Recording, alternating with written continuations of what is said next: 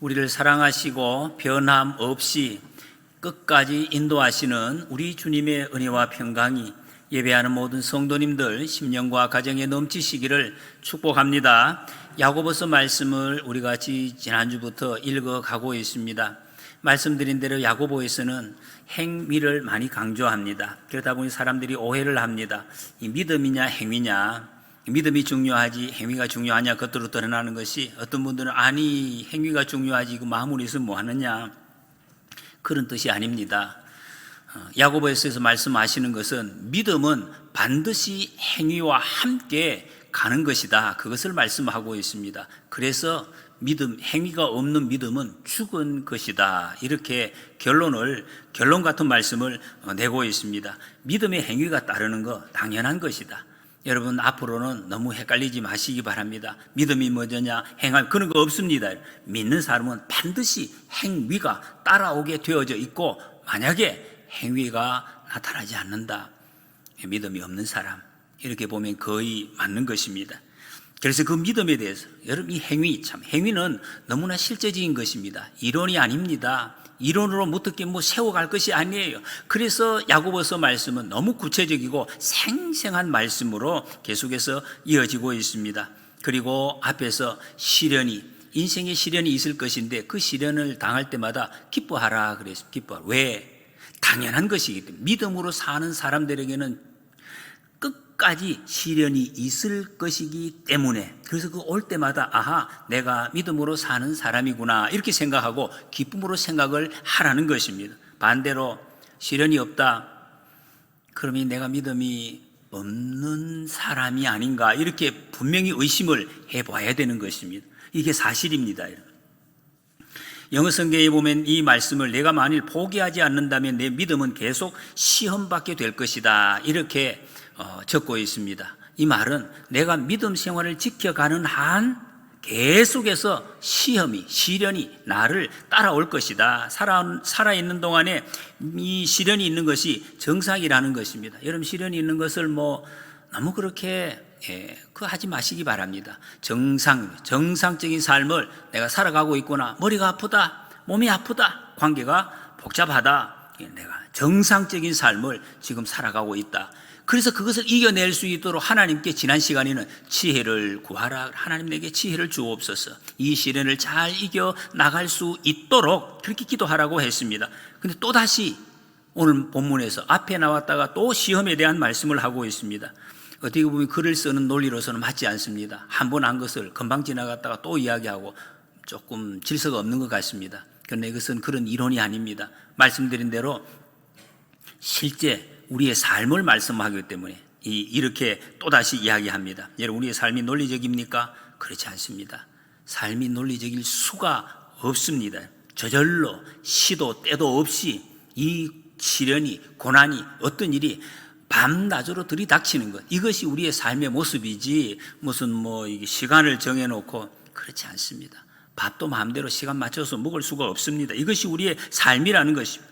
오늘 본문 말씀에는 하나님의 백성이 삶의 구체적인 현장을 말씀하고 있습니다. 성경은 출애굽 이 사건을 자주 처음부터 끝까지 계속해서 이야기하고 있습니다. 왜? 이 출애굽 사건이 구원받은 성도의 삶의 모습, 방향을 잘 드러내주고 있기 때문입니다.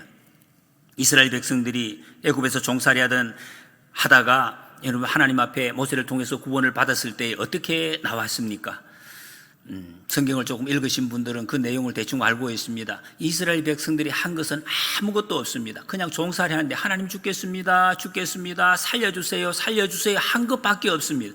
힘을 쓸 수가 없었어요. 근데 하나님께서 일방적으로 10가지 재앙을 내리시고 그냥 구해냈습니다. 나오게 하셨습니다. 종살이 하다가 자유를 얻게 하셨다. 자유 얻었습니다. 나는 이제 종이 아니다. 그리고 홍해를 갈라주셨습니다. 이스라엘 백성들이 거기 한 것 아무것도 없습니다. 하나님이 갈라주셔서 그냥 마른 땅으로 건너게 되었습니다. 광야에서도 자기들이 한 것 없습니다. 먹을 것 다 주셨습니다. 입을 것도 떨어지지 않도록 하나님께서 인도해 주셨습니다. 그런데요, 여러분, 이것을 보고 우리가 예수 믿는 것은 그럼 하나님께 모든 것을 맡기고 하나님이 다 하신다, 너희들은 가만히 있어서 하나님이 하신 일을 바라보라, 이것을 좋아 하는 사람도 있습니다. 예수 믿었기 때문에 내가 할 것은 없다. 다 맡기고 가만히 앉아서 그냥 가만히 있으면 하나님이 모든 것을 알아서 해 주실 것이다. 그것은 틀린 말입니다. 틀린 말. 구원에 대해서는 우리의 죄를 용서해 주시고 하나님의 백성 삼는 것, 자유롭게 살아갈 수 있는데 거기까지는 하나님이 100% 해 주십니다. 그러나 그 이후부터는 우리가 100% 해야 됩니다. 땀을 흘리고 고생을 하고 피를 흘리기까지 싸우라 그랬습니다. 싸우는 것. 예수님 믿으면 평안해야지, 아무 일 없어야지, 이렇게 이제 말씀하시는 분들이 사실 많이 있어서 그래서 사람들이 헷갈립니다. 그런 것 아닙니다. 예수 믿어도 피가 납니다. 여러분, 고난이 있습니다. 아주 힘든 거, 견딜 수 없는 어려움이 우리에게 있습니다. 그러나 하나님이 이기게 하십니다. 지혜를 주십니다. 힘을 주십니다. 길을 열어주신다. 이것이 믿는 사람과 믿지 않은 사람이 다릅니다. 믿지 않은 사람은 그 길을 못 찾습니다. 가나안에 들어가는 것은 스스로 해야 된다. 스스로. 자기 스스로 해가는 것입니다. 열심히 싸워서 쟁취하라는 것입니다. 이게 자유자, 자유자. 자유가 무엇입니까? 내 마음대로 하는 거. 늦게 자고 늦게 일어나고 그게 자유냐? 자유라는 것은 여러분 책임이 따르는 것입니다. 하나님이 내게 주신 그 직임이 무엇인지, 인생의 목적이 무엇인지 그것을 알고 그것을 잘 바로 해나갈 수 있는 그 선택, 그리고 그 책임, 그것을 자유라고 합니다. 이 사람들이 자유를 자꾸 오해를 해가지고 내 마음대로 하는 것이 자유를, 그런 것이 자유면 여러분 이 세상이 어떻게 되겠습니까? 책임을 지는 것이 구원받은 성도의 모습이라는 것입니다. 그런데 이스라엘 백성들이 한동안 그거 잘하지 못했습니다. 애굽에서 자유인이 되었어요. 분명히 종이 아니에요 지금. 그런데 조금 어려움이 있을 때마다 한 말이 무엇입니까? 이스라엘 백성들이 돌아가자, 돌아가야 돼요. 종살이 할 때는 내일 고기 먹었는데, 잘 먹었는데, 부추전도 먹었는데, 이거 뭐 광야에 오니까 자유인은 되었는데 영 먹는 것이 부실해요. 참외도 없어. 그래 못 먹겠다. 자꾸 돌아가자 그랬습니다. 그 말은 종살이 하는데 그게 차라리 낫다는 거예요.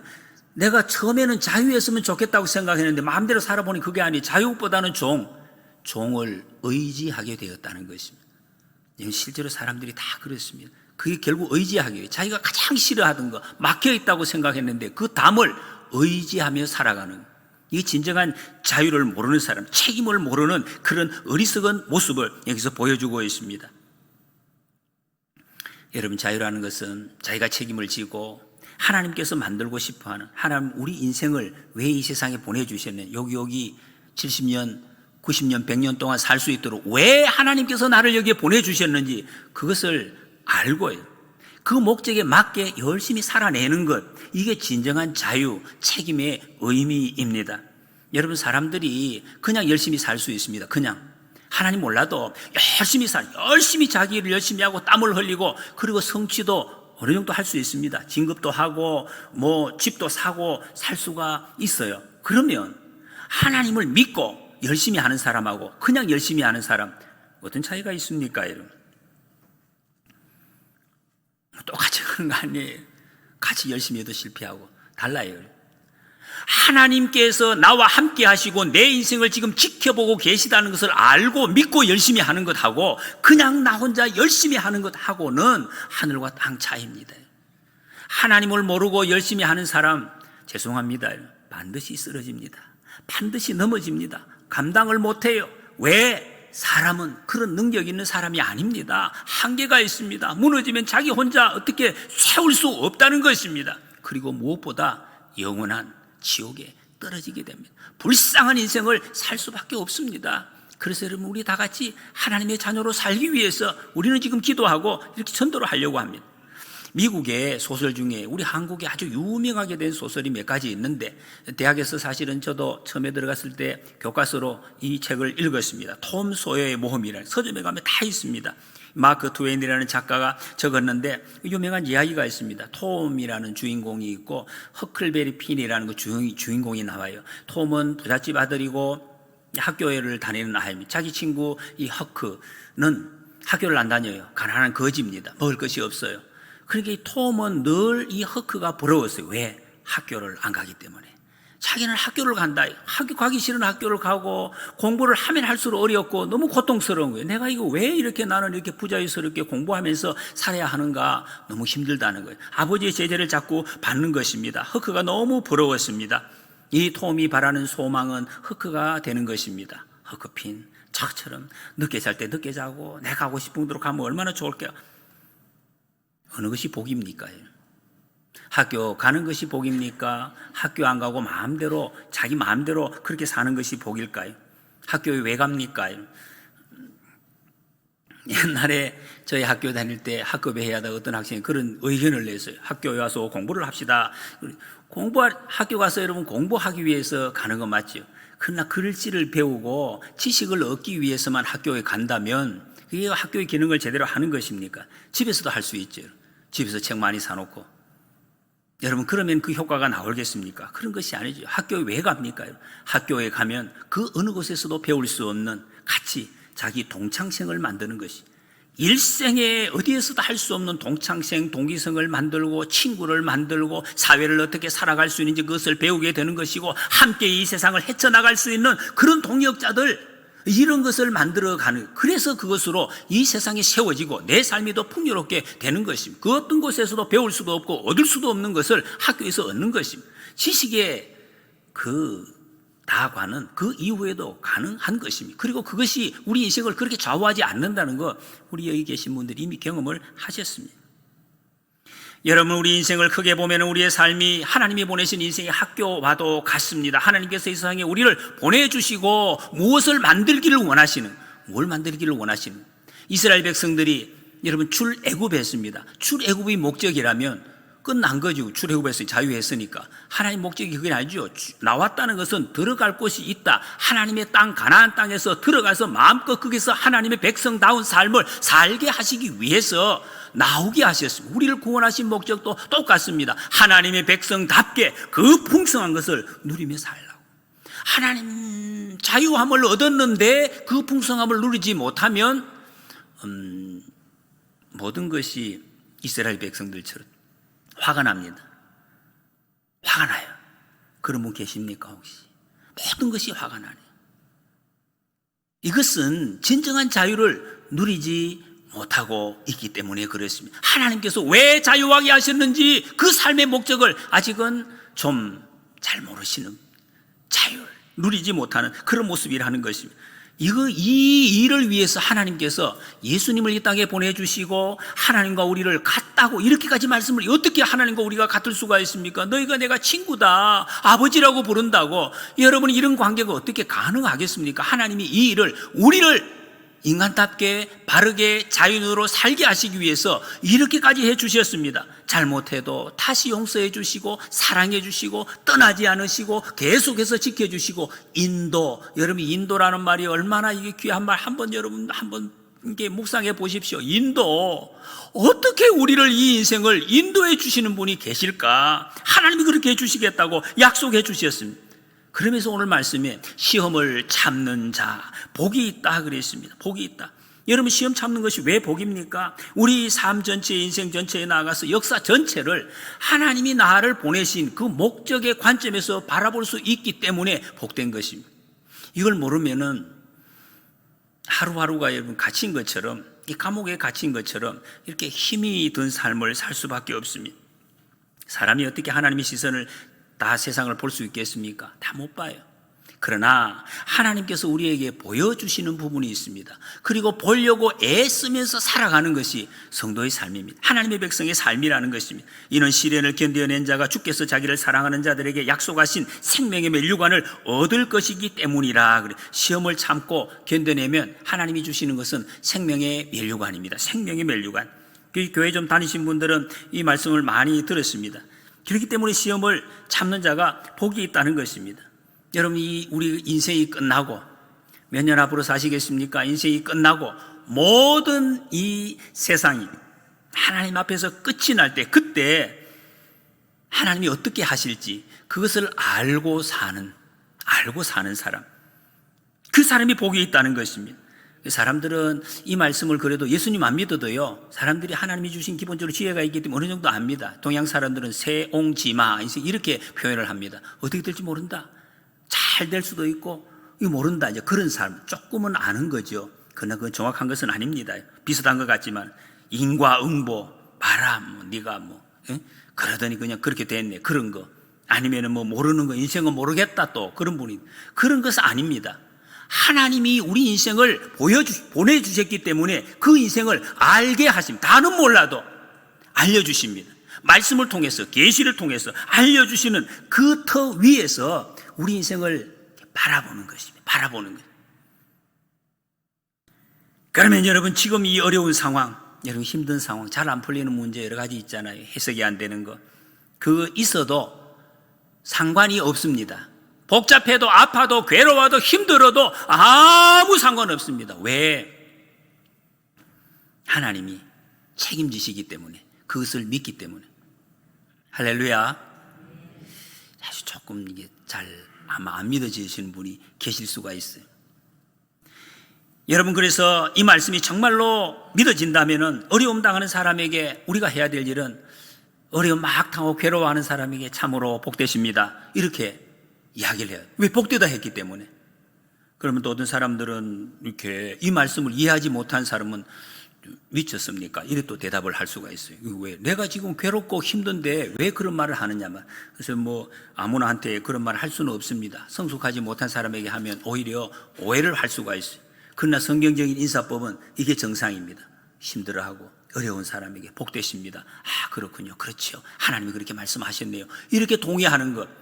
이것이 여러분 성도의 성숙한 모습이라는 것이. 여기 면류관을, 생명의 면류관을 주겠다. 면류관 하니까 여러분 흔히 우리가 이제 얼핏 생각하는 게 머리에 막 번쩍번쩍 빛이 나는 황금관을 생각하는데, 그 상급관은 다른 의미입니다. 원래 이 면류관은 스테파노스, 본문에서는 올림픽 경기에서 우승자에게 주는 이 월계관입니다. 나무로 만들어서, 월계에서 나무로. 이 씌울 때만 녹색이지 금방 시들어서 없어지는 것입니다. 그런데 왜 그렇게 영광스러운 것인가?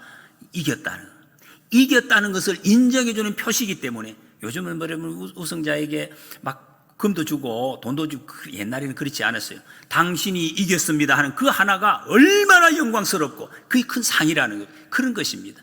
인정해주는, 당신이 우승자라는 것을 인정해주는 것, 이게 바로 여기서 면류관, 생명의 면류관. 하나님의 말씀대로, 하나님이 주신 목적대로 인생을 끝까지 살아냈을 때 하나님께서 우리에게 네가 이겼다, 이렇게 인정해주는 표시로 이 생명의 면류관을 씌워주시겠다는. 여러분, 헬라어 표현에는 앞에 말이 뒤에 말이 앞에 말을 설명하는 그런 이 표현의 형식이 많습니다. 생명의 면류관, 이 말은 이 면류관이 생명이라는 것입니다. 바로 생명, 우리에게 생명이 주어졌다 하는 그 말씀입니다. 확실히 구원받았다. 여러분, 같이 앉아 있어도 하나님 알 수가 없어요. 하나님 앞에 섰을 때 정말로 생명을 얻었다, 영생을 얻었다 하는 확증을 해주시는, 그것이 바로 생명의 면류관입니다. 그리고 이 관을 자기를 사랑하는 자들에게 주신다고 했습니다. 주님을 사랑하는 사람, 이 세상에 여러분 어떻게 살아갑니까? 이 말씀대로 환난과 핍박이 있어도 잘 인내해 나갈 것이라는 것입니다. 우리가 누구냐? 정체성을 알려주고 있습니다. 하나님을 사랑하는 자. 여러분 누구십니까? 우리가 누굽니까? 나는 하나님을 사랑하는 자입니다. 하나님을 사랑하는 사람, 이걸 여러분 우리가 잘 아셔야 돼요. 주님을 사랑하는 자. 우리 본성은 그렇지 못해요. 자꾸 하나님을 사랑하지 못하는 방향으로 흘러가지만 하나님께서 십자가의 은혜로 우리를 사랑할 수 있도록 인도해 주시, 변화시켜 주신다는 것입니다. 여러분, 사랑을 하게 되면,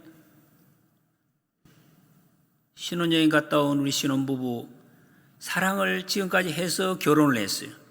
신혼여행 갔다 오고 살다 보면 두 사람이 많이 달라요. 지난번에도 물어보니까 다른 점이 많다고 그래요. 그런데 이것이 점점 더 닮아가고 싶어요. 그리고 닮아가요, 실제로. 왜? 사랑하기 때문에. 마찬가지입니다. 하나님 우리를 사랑을 주시고 우리가 하나님을 사랑하게 되면 당연히 하나님을 닮아갈 수밖에 없는 그런 삶이 된다는 것입니다. 하나님을 사랑하는 사람, 세상의 모든 환경이 우리가 정말 바른 그리스도인이 되지 못하게 하는 상황들이 많이 있습니다.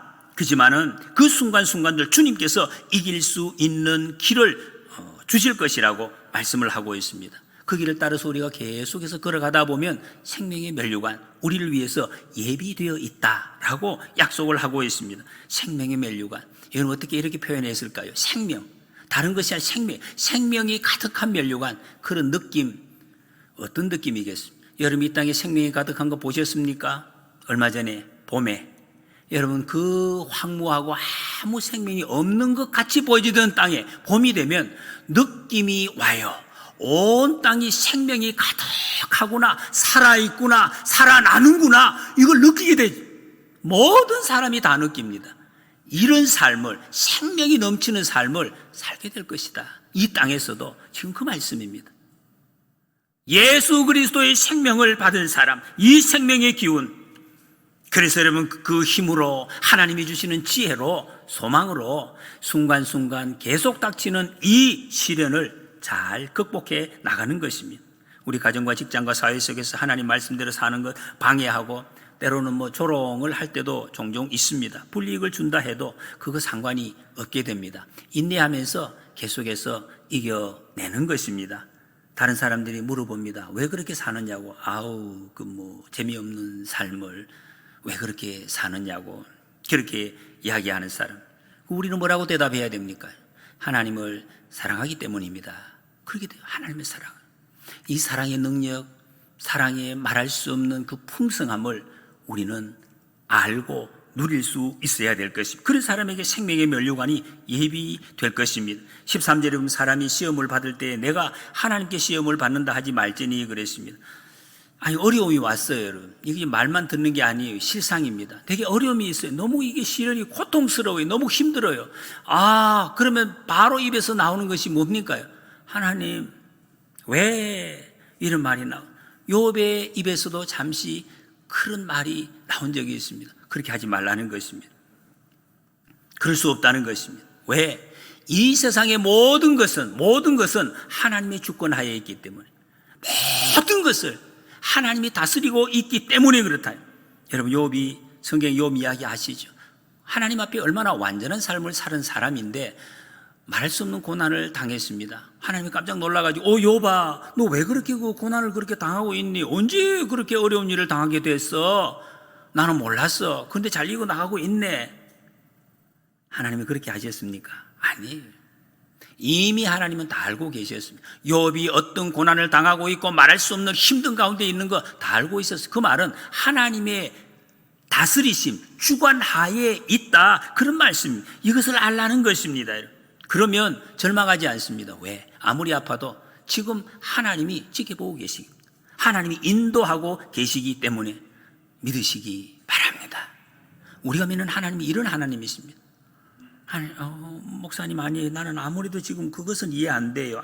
그런 분 혹시 계실 수 있습니다. 그것은 아니에요. 하나님이 다스리십니다. 모든 것을 하나님이 주관하고 계시다.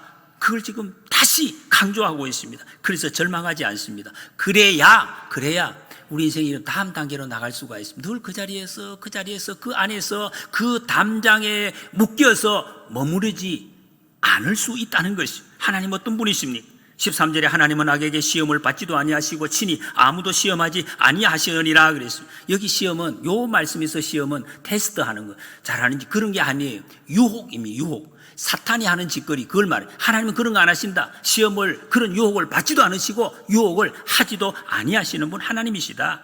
그래서 야고보서 7장 4장 7절에 보면 그런즉 너희는 하나님께 복종할지어다 마귀를 대적하라 그리하면 너희를 피하리라 그랬어요. 마귀가 우리에게 공격하지 못하고 피해갈 수 있도록 하는 최대 방법이 뭐냐? 대적하는 거, 대적. 여러분 마귀를 무서워서 어떻게 대적하느냐 그런 생각 하시는 분이 있습니까? 마귀는 정말 여러분 주님의 일을 하려고 하면 온갖 방법을 통해서, 온갖 방법, 그냥 소극적이 아니에요. 우리보다 더 적극적으로 그 일을 방해하려고 유혹을 합니다. 그 쉬운 방법이 몸에 병이 나게 하는, 병 나면 예배 못 드리잖아요. 못 드립니까? 병 나고 삶이 막 복잡해집니다. 말씀을 집중하지 못하게 합니다. 이게 말씀 듣는 자리에 앉아 있어도 졸음이 오게 하고 이 생각이 혼란해져 가지고 말씀이 도대체 안 들어와요. 이거 여러분 왜 그런지 아십니까? 사탄이 그렇게 한다. 말씀 못 듣게, 한번 들어보려고 하는데 못 듣게 하는 거예요. 헷갈리게 하는 것입니다. 이런 공격이 최선의 방어라는 그런 말이 있습니다. 사탄이 정말 무서워하지 말고 사탄을 적극적으로 방어하기 위해서는 하나님을 적극적으로 더 사랑하는 것입니다. 하나님의 일을 더 열심히 강하게 하는 것, 이것이 사탄을 물리치는 길이라는 것입니다. 어떤 분이 그런 고백하는, 이야기하는 걸 들은 적이 있어요. 아니, 교회 와서 내가 열심히 하려고 마음먹었습니다. 교회 열심히 하나님 잘 섬기고 주님의 일도 하고 말씀도 잘 들어보려고 정말 내가 은혜롭게 하려고 열심히 지금 하려고 마음을 먹고, 그런데 환경이 따라주지 않네요. 주위가 환경이 너무 어려워졌어요. 주위 사람들이 나를 도와주지 않아요. 나를 힘들게 해요. 어렵습니다. 그러면 그렇지, 내가 열심히 어떻게 한다고 되겠나? 내가 교회 안 나가야지. 안 나가야 속이 시원하지. 그래서 교회 안 나가고 편안하게 그냥 하나님만 믿고 그냥 편안하게 살아야 될 것 같아요. 아주 그런 일이 되기를 기다리고 있었던 사람처럼 그런 이야기를 하시는 분이 있습니다. 조금만 어려움이 있으면 세상으로 떠내려 가시는 분, 여기 계신 분들은 한 분도 그런 분이 안 계시기를 정말로 바랍니다. 여러분, 우리는 그럴 사람이 아닙니다. 우리는 그럴 수가 없습니다. 하나님의 일을 하려고 하면 반드시 사탄이 공격을 합니다. 하나님 말씀대로 하나님 종으로 살아가는 것을 그냥 두지 않는다는 것입니다. 그거 어떻게 해야 됩니까? 이렇게 말씀하시고, 이거 다 알고 있는데 대비를 해야지. 대비를. 비가 온다 그러면, 아침에 여러분 비 오면은 비 온다고 들었는데 우산을 가지고 나가야 될 거 아니에요. 비 온다고 했는데 나 우산 안 가져간다. 예, 비 맞습니다. 따뜻하고 더우면은 양산을 가지고 나가야죠. 그래야 그게 대비를 할 것 아닙니까? 여러분, 우리가 지금 VIP 사랑하는 영혼들 하나님의 백성으로 삼기 위해서 지금 초청하려고 사랑으로 섬기고 있습니다. 사탄이 그냥 두지 않습니다. 여러분 지금 많이 경험하고 계실 거예요. 그냥 두지 않아요. 어떤 분들은 천도를 하고 예수님 믿으시라고 예 좀 대답변을 해도 정말 하나님 앞으로 나오기가 그렇게 쉬운 일이 아니라는 거 경험을 많이 하고 계십니다. 우리는 그걸 알아야 돼요. 사탄이 얼마나 방해하는지. 반드시 방해한다, 철저히 방해한다는 것을 알 때 대비를 해야 돼요. 처음에 못 오게 되면 어떻게 해야 되느냐, 2차, 3차의 대비책을 세워야 된다는, 어떤 핑계로도 빠져나갈 수 없도록, 하나님이 교회에 나올 수 있도록, 생명을 얻을 수 있도록, 천국에 갈 수 있도록. 교회 나오려고 하는데 몸이 아플 때, 여러분 전도하면 이런 일이 허다하게 있습니다. 몸이 아파서 주님 앞에 교회 나오려고 그날 다 11시 예배인데 11시 10분 전에 배가 아파요. 상당히 우스운 것 같지요. 사탄이 그렇게 역사합니다. 정말로. 그것뿐만 아니라 여러 가지 약속이 생기고, 여러분 그럼 몸이 아프다 하면 어떡할겠냐, 거기까지 우리는 대책을 세워내. 사탄이 그냥 두지 않기 때문에 미리 여러분 병원에다가 이야기해서, 요새는 사설 구급차도 있어요. 그 집 앞에 세워놔야 돼요. 세워놓고 아프다 하면 여기 타시라고. 이렇게 해서 갈 수 있도록 해야 사탄이 그걸 또 귀신같이 알아요. 이렇게 작정을 하고 대비를 하면 공격을 하지 못한다는 거예요. 우리의 마음이 안 되면 말죠. 내년에 오세요. 그런 약속할 수가 없습니다. 여러분, 하나님의 일을 한다고 할 때, 시험거리가 생길 때 우리는 너무 호들갑 떨 필요가 없습니다. 당연한 것입니다. 일어날 일이 일어났다. 목사님 큰일 났어요. 가끔씩 그런 분들이 계셔요. 물론 순간적으로 놀라서 그럴 분들이 계시지만은 너무 놀라지 마십시오. 큰일 없습니다. 다 하나님의 손 안에 있는 줄 믿으시기 바랍니다. 14절에 오직 각 사람이 시험을 받는 것은 자기 욕심에 끌려 미혹됨이니 그랬습니다. 하나님 유혹하는 분이 아니시라고 했습니다. 사탄에게 넘어가는 것은 오직 자기 욕심에 끌려서, 내 욕심에 끌려서. 이 욕심이라는 말은 나쁜 뜻이 아니에요. 아주 강한 열망, 이 헬라어에 보면 에피듀미아라는 뜻인데, 나쁜 것도 아니고 좋은 것도 아니에요. 성경에 보면 성령의 소욕, 육신의 소욕, 이 말이 똑같은 말입니다. 이 방향을 어디로 잡느냐에 따라서 좋은 것에 쓰일 수도 있고 나쁜 것에 쓰일 수도 있다 하는 것입니다. 여러분, 성도들이 범하는 죄는 종종 내가 아닌 나의 모습으로 나타날 때, 여러분 예배 드리시죠? 기도하는데, 근데 가끔씩은 내가 봐도 내가 아니야, 이게 이상한 모습으로 자꾸 그 자리에 서 있는 것을 봅니다.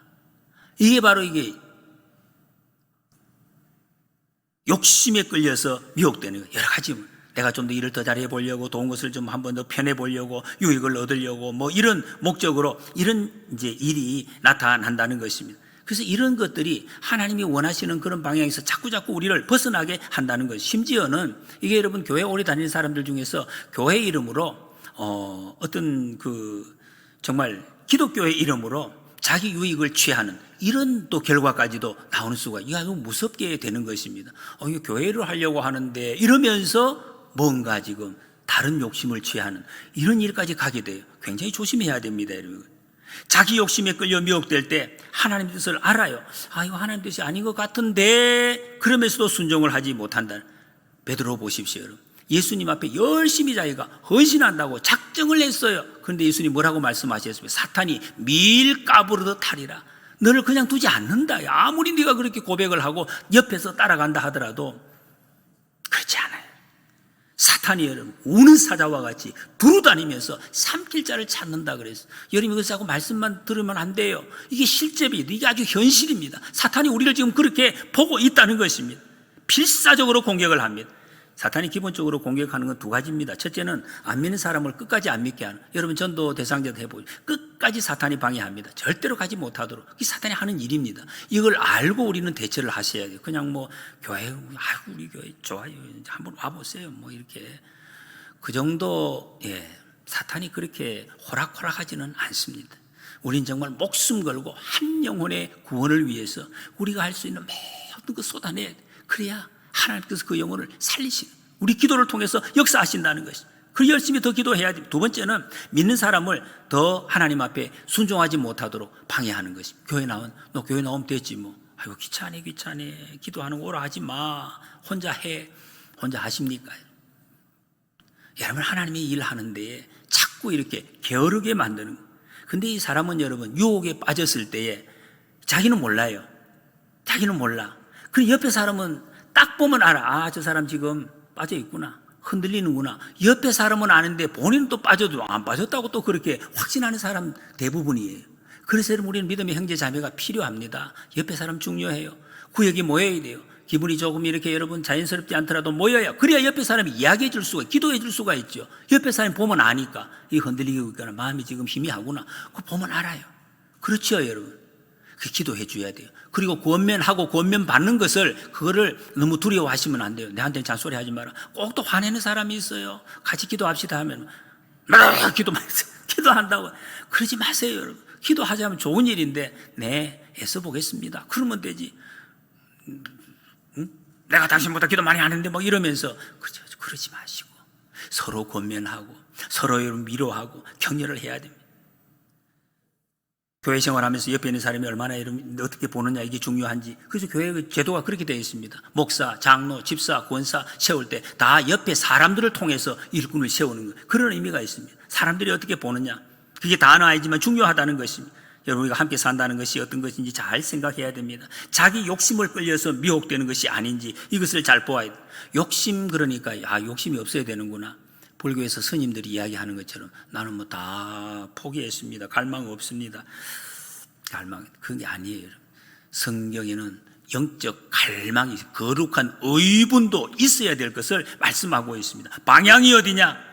15절에 보면 욕심이 잉태한 즉 죄를 낳고 죄가 장성한 즉 사망을 낳느니라 그랬어요. 이 사망은 영원한 죽음입니다. 우리가 일생 육신의 생명이 끝나는 것이 아닙니다. 영혼은 지옥으로 떨어진다는 것입니다. 이 욕심 때문에 이렇게 된다는 것입니다. 여러분 우리가 어떻게 해야 됩니까? 하나님 나라를 위해서 오늘 이 순간을 하루하루 순간순간을 주님만 바라보고 열심히 달려가는 것이 우리 찬송 455자님 가는 길 거칠고 험하여도 내 마음에 불평이 없어지면 십자가 고난을 이겨내신 주님의 마음을 본받음이라. 주님의 마음 본받아 살면서 그 거룩하심 나도 이루리. 이 고백을 계속하면서 살아가는 것입니다. 주님 앞에서는 그날까지 여러분 우리는 살아야 되는데 치열하게 살아야 돼요. 연세 드신 분들 우리 어르신들 나는 늙었어 이제 말 것도 아니에요. 여러분 치열하게 살아요. 주님이 우리에게 생명 주신 동안에 사명이 있습니다. 예배 드리는 사명, 축복하는 사명, 기도하는 사명 치열하게 감당하심으로 하나님의 큰 역사를 이루어 나가시기를 소원합니다. 16절 17절에 보면 내 사랑하는 형제들아 속지 말라. 온갖 좋은 은사와 온전한 선물을 다 위로부터 빛들의 아버지께로부터 내려오나니 그는 변함도 없으시고 회전하는 그림자도 없으시니라. 이 독특한 지금 표현이 나오고 있습니다. 빛들의 아버지 하나님은 빛나는 분, 어떤 빛으로도 성경에 보면 하나님의 빛에 대한 그런 비유가 많이 있습니다. 그러나 어떤 빛으로도 하나님을 다 설명할 수는 없습니다. 하나님이 그런 분이라는 것입니다. 그런데 그 빛들의 아버지 하나님으로부터 온갖 좋은 은사, 온전한 선물 우리에게 내려오신다. 할렐루야. 여러분 이 말씀을 잘 기억하시기 바랍니다. 이 말씀을 수시로 기억하십니까? 온갖 좋은 것 하나님으로부터 빛들의 아버지께로부터 온, 지금 이 야고보서를 읽는 당시의 성도들은 참 어려울 때입니다. 너무 힘들 때였어요. 인생의 먹구름이 드리워 있는 그런 상황이었습니다. 그때에 하나님께서 이 모든 것을 예비하시고 주신다. 이것을 기억하라고 말씀하고 있습니다. 우리가 좀 전에도 찬송한 것처럼 주 예수 나를 구할 이 예수, 주 예수밖에 없다는 거예요. 이것을 기억을 하라는 것입니다. 그리고 회전하는 그림자도 없으시다. 이 해시계의 어떤 그 상황에서 나온 것이, 해시계는 이게 해를 보고 이렇게 그림자가 따라서 시간이 흘러, 시간이 변하는, 하나님은 그 그림자 없다. 시간 관계 없다는, 변함이 없으시다. 여러분, 우리 하나님은 변함 없으십니다. 변함 없으시. 우리의 마음이 변하는 것이지, 때로는 여러분 우리가 잘못을 범할 때 하나님 멀리 가셨나? 내가 막 잘못했으니까. 그런 마음이 느껴질 때가 있어요. 그건 착한 마음이죠, 여러분. 잘못을 범했는데도 그런 마음이 없으면 참으로 이상한 사람 아닙니까? 근데 이제 아파지는데 그건 정상은 아니에요. 하나님이 내가 잘못했을 때나 잘했을 때나 여전히 거기 계십니다. 하나님과 나의 거리는 없어요. 사회적 거리는 이미타지만은 하나님과 나의 심리적 거리는 없는 것이 늘 그 자리에서 내가 아무리 그렇게 멀리 있다고 느껴져도 그런 거 없습니다. 하나님은 나를 가까이에서 가장 곁에서 지켜보고 계신다 하는 것입니다. 그래서 하나님 회전하는 그림자 없으시고 신실하신 하나님이시다. 우리 하나님께로부터 온갖 좋은 은사, 온전한 선물이 내려온다. 이 하나님 앞에서 늘 감사, 사랑, 풍성함을 누려가는 우리가 되시기를 소원합니다. 마지막 절을 읽고 마치겠습니다. 18절에 그가 그 피조물 중에 우리로 한 천 열매가 되게 하시려고 자기의 뜻을 따라 진리의 말씀으로 우리를 낳으셨느니라. 말씀으로 우리를 낳으셨다. 아버지가 어떻게 낳느냐? 우리말에도 그런 표현이 있지만 이건 하나님의 말씀으로 우리를 하나님 아버지라고 부를 수 있는 관계로 만들어 주셨다는 것입니다. 이보다 더 좋은 관계가 어디 있습니까? 하나님, 전능하신 하나님, 생명의 하나님을 아버지라고 부를 수 있는 누가 이 특권을 얻을 수가 있습니까? 그리고 우리를 첫 열매가 되게 하신다. 여러분 아시죠? 구약에서 첫 열매는 그 뒤에 열매가 계속해서 온다는 뜻입니다. 첫 열매가 돼. 우리가 첫 열매라는 것이, 우리를 통해서 수많은 영혼들이 하나님 앞으로 열매 맺어 오게 하시려고 우리를, 저와 여러분들을 불러주셨습니다. 이걸 우리가 알아야 된다는 것이, 우리를 하나님의 동역자로 삼아 주셨습니다. 주변에 여러분 예수님 안 믿는 분들이 있죠. 예수님 안 믿는 분들, 내가 예수님 믿음으로 그분들이 하나님 반드시 오게 하신다는 것, 여러분 믿으시기 바랍니다. 우리가 애쓰고 만들어내는 게 아니에요. 하나님께서 그렇게 해 가시겠다고 확정을 하셨습니다. 그 신호를 보여주셨습니다. 여러분 우리를 통해서 사랑하는 VIP, 소중한 영혼들 인도하시려는 하나님의 계획이 있습니다. 그럼 우리가 해야 될 일은 충성하는 것입니다. 기도하고 순종하고 찾아가서 복음을 증거하고 끝까지 포기하지 않는, 그러면 하나님의 역사가, 생명의 열매가 우리를 통해서 많이 맺어질 줄 믿습니다. 여러분 이 말씀을 잘 기억하시고 우리를 통해서 이루시려는 하나님의 뜻을 바로 알고 주님과의 관계 속에서 첫 열매 이 사명을 잘 감당하는 우리 모두가 되시기를 축복합니다.